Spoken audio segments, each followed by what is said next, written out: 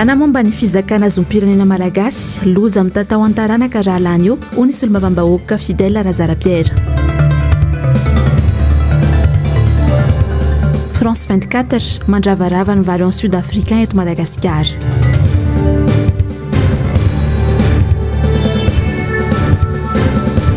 Fitazoana am-ponja ny Roly Mercia, délit de presse ho ny fianakaviany. Ampifaliany indray ary ny hoentiko hiarabananao ato anatin'izao fotoana ny fampalalambavao ny MBS amin'izao aliny alarobia fa 5 ny volana May ny taona 2024 izao manasanao ary anaraka ny fotoana ny vaovao hatramin'ny farany. Atomboantsika ny vaovao tahaka ny mahazatra moa dia mahakasika indrindra ny fivoarana ny valana aretina Covid-19 eto Madagasikara. Raha araka ny salanesana avoaka ny ministera ny fahasalamam-bahoaka dia olona 9 indray no maty ny valana aretina Covid-19 omaly talata fa 4 ny volana May. Ny tsinjara tahaka izao io isy teto amin'ny faritra Analamanga avokoa ny trangam-pahafatesana 5 tany amin'ny faritra Atsinanana ny 2 ary tany Antsimo andrefana ny iray farany. 7 amin'ny zato kosa ny tranga vaovao ka mbola eto amin'ny faritra Analamanga trano no ahitana isa betsaka indrindra amin'izany izay mitotaly 170. Manaraka azy eo kosa ny faritra Atsimo andrefana izay nisy tranga vaovao 470. Mitotaly 703 ireo mbola manaraka fitsaboana amin'izao fotoana izao ka ny 727 amin'izy ireo no fantatra fa ao anatin'ny tranga misy fahasarotana na ilay antsona ihany koa forme grave. Tamin'ny alalan'ny fitiliana 27 natao moa no nahazahoany ireo vokatra nivoaka androany ireo. Fa eo amin'izay lafim-baovao izay hatrany dia tsy araka ny voalaza ny ministry ny fahasalamam-bahoaka ny zava-misy eto Madagasikara ho ny fanadihadiana izay nataony France 24 raha nanton'ny mpanao gazetiny mantsy ny tena ny mikasika indrindra ny firongatry ny valana aretina eto Madagasikara dia mbola tsy misy atahorana hoy izy tao anatin'ny fanadihadiana anefa dia maro ireo mijoro vavolombelona fa betsaka no efa maty ary misy tandrevaka ataony fanjakana eto amintsika. Toy izao indrindra ary izay fanadihadiana izay. Araka ity fanadihadiana nataon'ny France 24 ity dia mandrava tanteraka ilay variant sud-africain eto Madagasikara. Tsy mitsahatra ny mandrafitra vatapaty inary ary mahavita mandrafitra mihoatra ny 20 isan'andro nandritra izay niverena amin'ny valana aretina izay raha ny fanadihadiana hatrany. Ahitana ireny concentrateur d'oxygène ireny avokoa ny toeram-pitsaboana. Saingy ny olana hoe hatrany ny fanadihadiana dia ny fahatapahany ny herinaratra tampoka. Vokany mararomaro no namony ainy. Maty ny ralaiko hoy ity raim-pianakaviana iray ity noho izay fahatapahany ny herinaratra tampoka izay. Raha ny antso mpitsabo aho hijery ilay marary hoe hatrany izy dia valy teny anavana no azoko. Tsy ho ralaiko ihany anefa no maty tamin'izay fotoana izay fa olona 9 hafa ihany koa. Olona 9 ihany anefa no nivoaka tamin'ny fomba ofisialy fa maty raha nitatitra navoaka ny CCO. Toy izay ihany koa ny anty orinasa iray mitondra razana ity. Saika isan-kerinandro izy ireo dia mitondra razana alevina hatrany. Raha toka tokony tsy miasa izy ireo ny talata sy ny alakamisy. Tsy mifanaraka amin'ny antotanisa izay avoaka ny fanjakana isan'andro ny zava-misy hoy izy.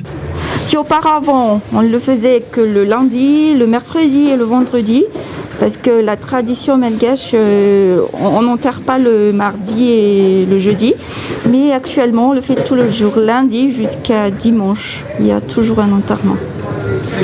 Mais alors du coup, vous êtes étonné quand vous voyez le décompte officiel? Oh oui, vraiment étonné. Vu ce que nous vivons, la situation réelle, c'est pas par rapport à la décompte officielle, hein.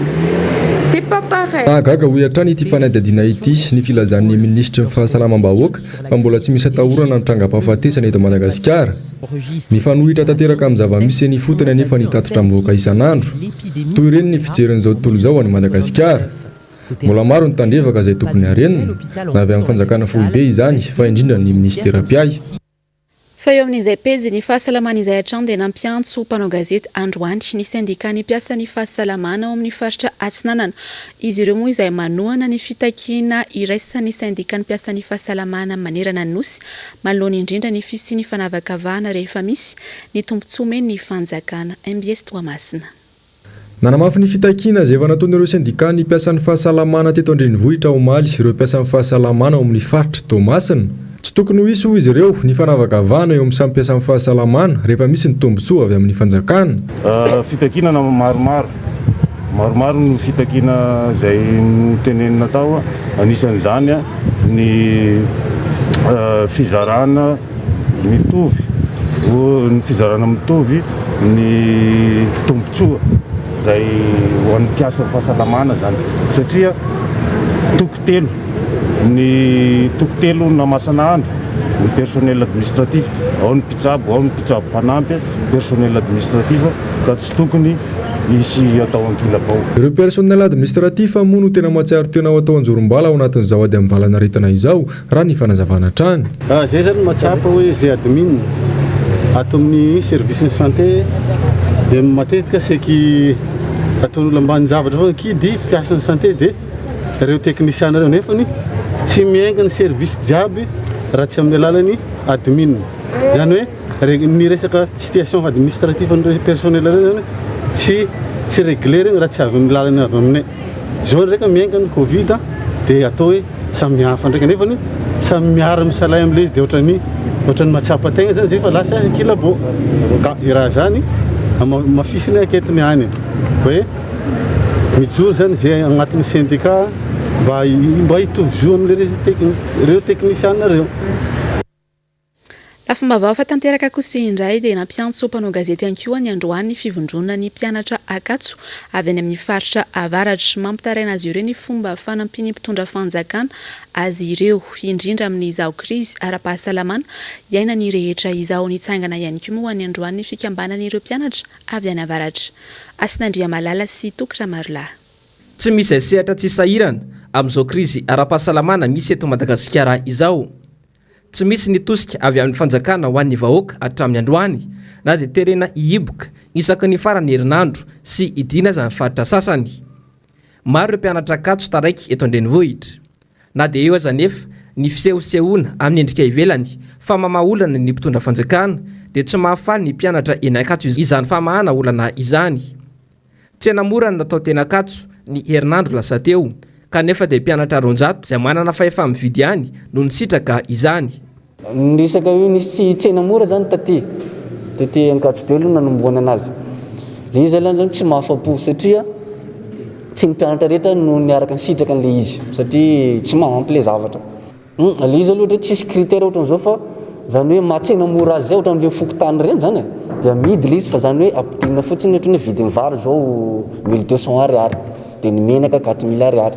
Ohatran'izay le izy ka zay manana fahefana an'izay zany nisitraka an'le izy vidy teo. Dia le izy koa moa zany hoe araka ny tenena zany araka ny eninay zany tsy na zany tsy ho an'ny mpianatra rehetra zany afaka nisitraka izy fa eo amin'ny 200 mpianatra eo zany. Dia zay mahatonga zay amin'ny tena tsy mahafapo le zavatra satria misy mahazo dia misy tsy mahazo. Malona izany olana sedrain'ireo mpianatra izany tena nangana fikambanana izy ireo ka mivondrona ao anatin'ny fikambanana ity ireo mpianatra avy any avaratry ny nosy. Tanjon'ny fikambanana moa ny iompana betsaka amin'ny fanampiana amin'ireo samy mpianatra indrindra eo amin'ny lafiny ara-tsosialy. Nanolotra fanampiana hiadina amin'ny valanaretina Covid-19 androany tetsy amin'ny lapan'ny tanàna Analakely ny firenena Norvéziana sy ny UNICEF fokotany 10 izay fantatra fa tena marefo no hisitraka ireo fanampiana ireo. Toy izao indrindra ary ny fanadihadiana eo amin'ny sary sy rindran-tsary ny Andry Rakotomalala. Ho fanamafisana ny ady amin'ny Covid-19 eto Antananarivo, nanolotra fitaovana toy ny kifafa, angady, fanaripako sy sinbe fanasana tanana ny firenena Norvéziana tamin'ny alalan'ny ministeran'ny raharaha-mbahiny sy ny UNICEF teto amin'ny parvy Analakely androany. Misy eo amin'ny 70 eo ireo fanasana tanana na dispositif de lavage de main izay aparitaka eny amin'ny tsena sy toerana be olona ary ny fokotany tena marefo. Io moa zany le fokotany marefo folo zany le izy fa mbola tsy eto zany le izy fa vitanareo any mbola valatsonareo eo amin'ny fanaovana azy fa raha amin'ny ankapobeny dia eo amin'ny boriboritany voalohany sy boriboritany fadimy zany no misy azy. Ny fanasana tanana ity aparitaka erana Antananarivo. Ny ankamaroany fokotany eto Antananarivo anefa fijaliana ny fitadiavana rano.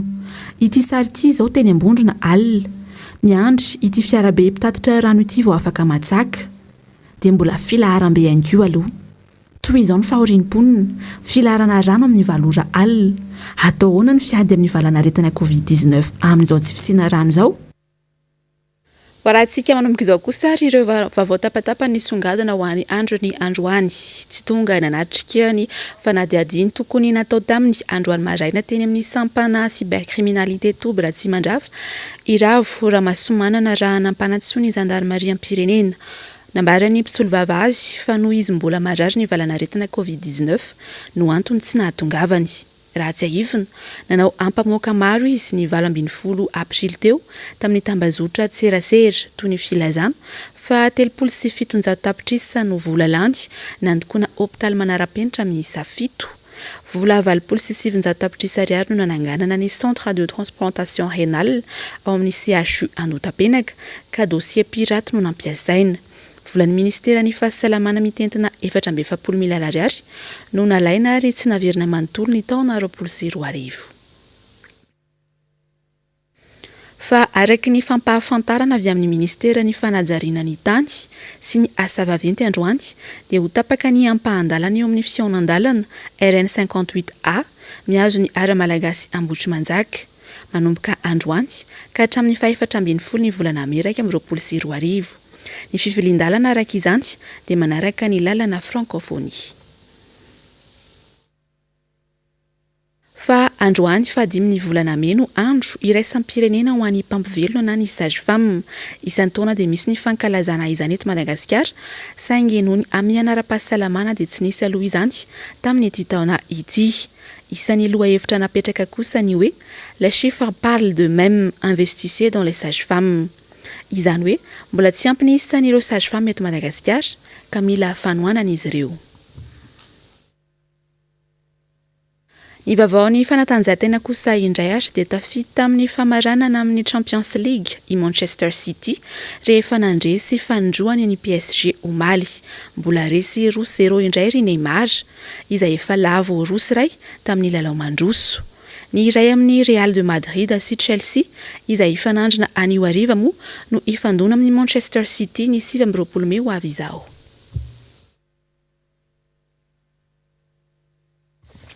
Fa eo amin'ny vaovaony maresaka iraisam-pirenena dia tsy mbola milamina ny toedrara ao Colombia amin'izao. Mitoetra ny fihetsiketsehana ataon'ireo vahoaka any an-toerana ho fanoherana ny fanavaozana ny hetra aloha amin'ny fanjakana. Ampolony mahery ary anjatony moa no maratra amin'izao fotoana izao miantso fitoniana araka izany ny fianakaviam-be iraisam-pirenena mba ampisahatra io herisetra mitranga ao Colombia io. Nzava-ndre Mahefa sy Tahiriny Aina. Dans la capitale colombienne, la police tente de contenir les manifestants. Herinandro maromaro izay nitrangana korotana sy fifandonana trano teo amin'ny mpitandro filaminana sy ny vahoaka tao Colombia. Ny fanavaozan'ny fanjakana nitralohan'ny orinasa sy ny vahoaka any an-toerana no antony. Menjano tanteraka araka izany ny tady eo amin'ny vahoaka sy ny fanjakana kolombiana. Araka ny tatitra, mpanao fihetsiketsehana miisa 70 hatreto no namony ainy. Sivily sy mpitandro filaminana anjatony ihany koa no fantatra fa maratra. Ny filoha kolombiana Ivan Duque moa dia nanamafy fa tsy andefitra amin'ny fioaram-pefy. Biroon'ny polisy iray ao Bogotà mantsy no fantatra fa notafihan'ireo mpanao fihetsiketsehana izay antony indray nahatonga ireo mpitandro filaminana nitifitra tamin'ny valan-tena izy ka nahafatesana olona maro. Manoloana izany rehetra izany dia miantso fitoniana eo amin'ny rotota ny fianakaviam-be iraisam-pirenena toa ny ONU ny vondrona Europeana ary ireo fikambanana iraisam-pirenena maro samihafa. Hatramin'ny malatalata moa dia mbola ritoy izay fidinana an-dalambe atao Colombia izay.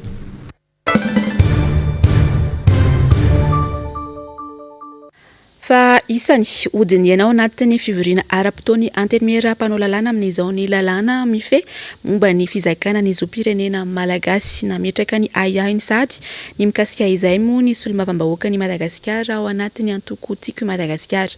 Mitatitra amintsika ny andindiny ary Injava-ndre Mahefa sy Manora-ndre Malala. Maro amin'ireo vahiny monina sy mila ravinahitra eto Madagasikara amin'izao no mbola tsy mizaka ny zopirenena malagasy na dia efa ela aza nipetrahany teto. Isan'ireo lalàna hodiniana henanivony antenimiram-panao lalàna ny mikasika azy io. Zava-doza ary tsy tokony atao tsinontsinona nefa ny fandaniana izany ho ny solombavam-bahoaka Fidèle Razarapera. Mbola tsy mizaka zopirenena malagasy ary izy androany. Efa manahirana anao ny raha ataony. mbola tsy gasy izy fa mbola jerentsika maso ilany nareo ane tsy gasy efa manahirana atsika eny ataony efa reny tany saina etredoliny ary manoatra an'izao ato manoatra an'izao ty manoatra an'izao raha pitso raha afaka pitso izy lany io lalàna eo hizaka ny zom-pirenena malagasy izy miomana risakay zany tsy haiko aloha raha zaka ny sainatsika zany afaka ny amiko afaka ny adidiko fa nanaitra anareo zay hoe enjany io tsy sangisangy io fa afo tsy fankalanany ana zany fa fampitandremana amin'ny hoavy ny taranaka faramandibo raha pitso raha afaka pitso misy amin'ireo vahiny zay mipetraka eto Madagasikara sy miasa eto tsy mety s'intègre ao anatin'izany hoe fiarahamonina malagasy zany hoe enao fianambady an'zareo efa ny vahiny hoy hatrany ity solombavam-bahoaka ity no mifenseam-piarina eto Madagasikara raha toa ka mahazo ny zom-pirenena malagasy araka izany ireo vahiny ireo dia ny vahiny no anjakazaka eto amintsika tena mba teneno anazy sehatra ka tsy zareo ny rôle androany sy ampiarina énergie tapao tiratsiziny eo resaka import export na PPN na io na resaka électroménagère io na resaka produit import export teneno na tapako tiratsiziny eo any amin'ny pharmacie iziny eo resaka tomobile hividy fiara iziny eo ny zavatra matanjaka reny resaka telefony tony mbola iziny ao nefa izy amin'io mbola tsy mizaka zom-pirenena malagasy de raha pitso am'izay ianao hanome anazy an'le izy zany hoe tiranga autoroute anareo mihitsy am'izay fa tena hatram'izay nareo mbola nandeha lalakely pavé misy lalatany mandeha amina fefilo fa ity nareo alefa mandeha amina autoroute am'izay de ndany fa ho tadidinareo zany zavatra teneniko zany raha pitso raha afaka pitso mbola miantony nanivina ny numéro olona moa amin'izao ny volavolan-dalàna laharana fahatelo tsipika 724 mifehy lalàna momba ny fizakana ny zom-pirenena malagasy io fa tafapetraka ny alatsinainy teo teny anivo ny ministera ny atitany ny déclaration d'existence ho any antoko fanare na ny fanjakana aman-repoblika andeo arahantsika vetivety ato anatiny ity fanadiadiny ity azy ny makasika izay natena ny alatsinainy fahatelo Mey 2024 ny déclaration d'existence ny antoko fanare na fanjakana aman-repoblika teny amin'ny ministera ny atitany toy izao ny mpikambana mandrafitra ny bureau politique mbola andrena solo Ravelina Nosy Solomon Clovis no filoha Rabarjaona Ratalewili no secrétaire général Ramanamsata Marco Polo Remindre Serson no mpitambola Rasolofomanana Tina Nirina no mpitambola lefitra Rasolofomanana Maherinihana Tendriniavo no mpikady fananana ao ihany koa ny mpanolotsaina misahana ny lafin'ny politika lafin'ny toe-karena sosialy lafin'ny tontolo iainana lafin'ny siansa sy teknôlôjia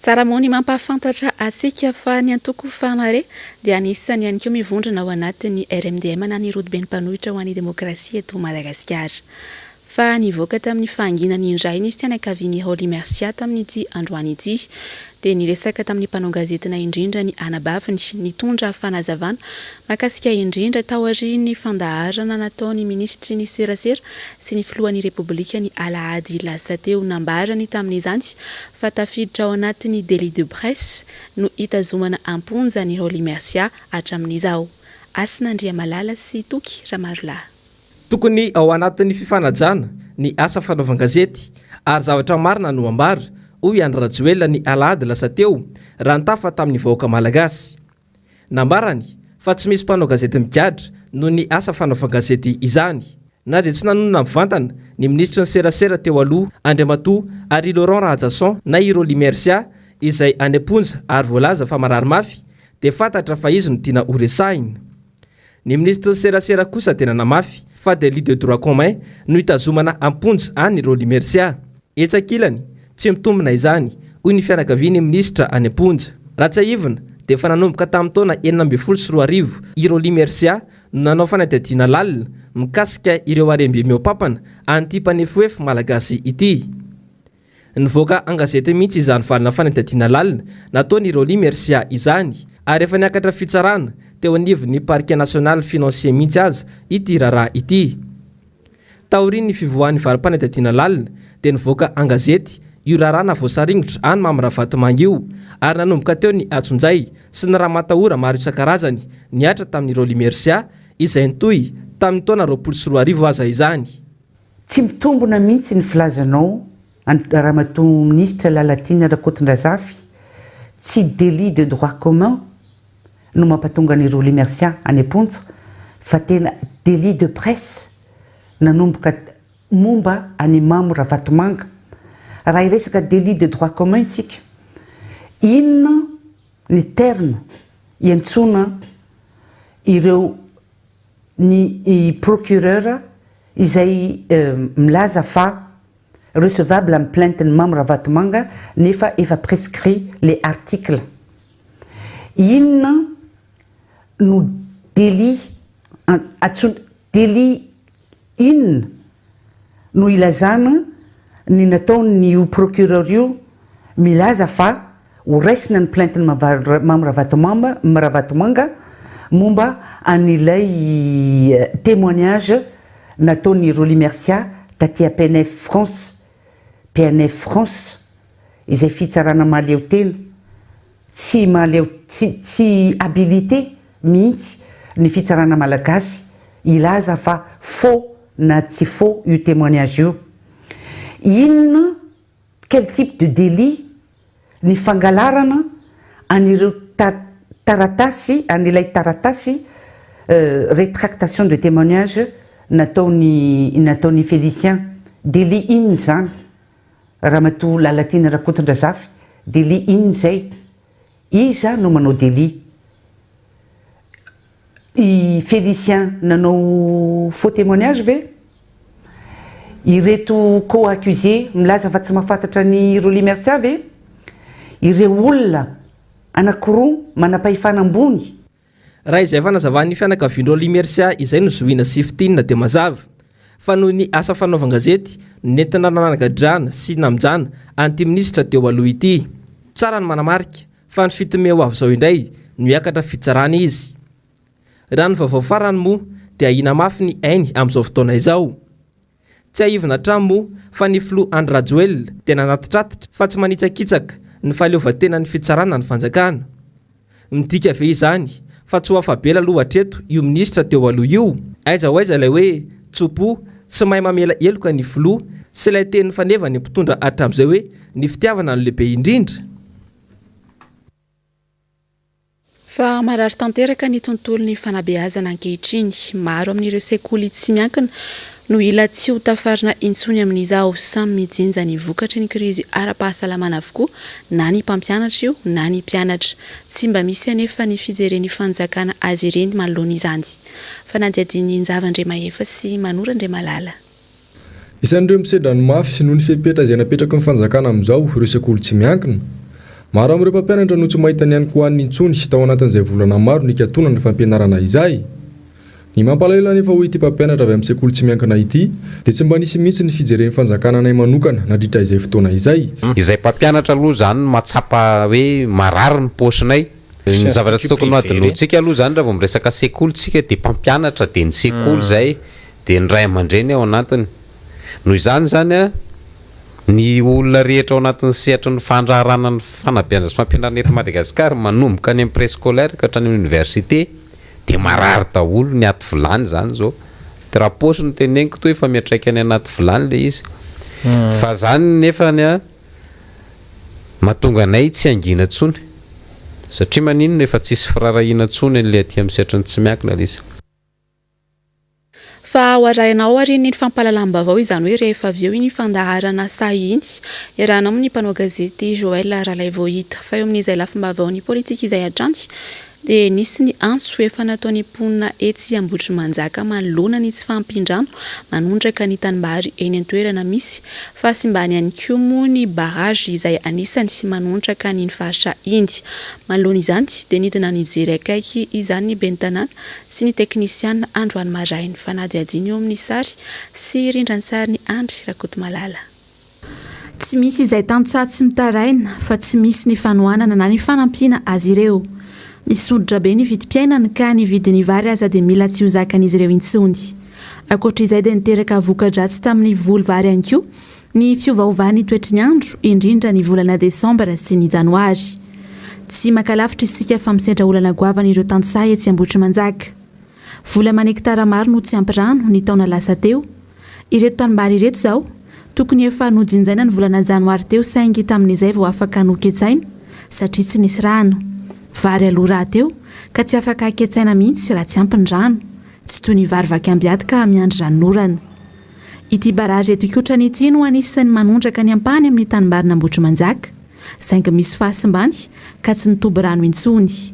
Niteraka ny tsy fahampiany rano tamin'ny tanimbary ka nampiaina ny vokatra. Amin'ity taona ity zany noho ny tsy fahampiany rano ny hena ny tany vokatra teto aminay na legioma na fambolem-bary. Zay ny problemanay ka hitarainanay aminareo maefa sy matapaka ny zavatra rehetra any ambony any. Efatra amin'ny taona 2026 no vita ity barazy eto ikotrany ity. Tsy mbola nisy fanamboarana taorian'izay fa efa simba tanteraka. Nidina nijery ny fahasimbana tetỳ androany ben'ny tanàna Ambohitrimanjaka sy ny teknisianina avy amin'ny Apipa. Misy fahasimbana tanteraka moa zany ty barazy ny ikotrany ity tsy ahafahana manobo ny rano intsony amin'ny fotoana ahafahana mampiditra ny rano makany amin'ny tanimbary dia amin'ireo komina Fiadanana, Ampangabea, Vavatokana, Fianarivo, Itosy ary Ambohitrimanjaka. Dia androany zany zay tao aoriana fivorianay ben'ny tanàna izay mampiasa nyity barazy ity dia niona tamin'ny zareo tany amin'ny Apipa dia teo zany fanapakevitra aloha midina ifotony mihitsy tsika mijery le fahavoazana mijery ahoana no atao mba ahafahan'ireo kominireo manondraka tanimbariny mba manao any tompambolena farafaratsiny aloha amin'ity taona 2020 sy 2020 sy 2020. Raha ny voarakitra anatin'ny lalàna mifeny teto-bolam-panjakana lasitra taona 2020 sy 2020 dia ny hena 12 faingo 7 isanjato be izao raha ampitana tamin'ny LFR 20 sy 2020 teo. Hita taratra fa mbola tsy hita mihitsy izany fanohanana ny tantsaha izany. Raha ny antontanisa nivoaka tamin'ny RGPH 3 dia 20 isanjato ny malagasy dia miaina amin'ny tontolo ambanivohitra avokoa. 770 isanjato ny vahoaka kosa no miaina tsy misakafo ara-dalàna raha nitatitra avy amin'ny FAO. Hita sy tsapa tokoa fa tsy laharam-pahamiaina amin'ny mpitondra ny tantsaha na dia lazaina aza fa ny fampandrosoana eny ambanivohitra no iankina ny fampandrosoana ny toe-karena eto amintsika. Mijanona ho fomba fiteny fotsiny ihany sisa. Dia iny vaovao avy eny Ambohitrimanjaka iny ihany koa no entiko mamarana tanteraka ny fotoana ny fampahalalam-baovao tamin'izao alina izao. Mankasitraka anao ary nanaraka izany hatramin'ny farany mametraka ny veloma mandra-pitafa ho amin'ny manaraka indray tompoko.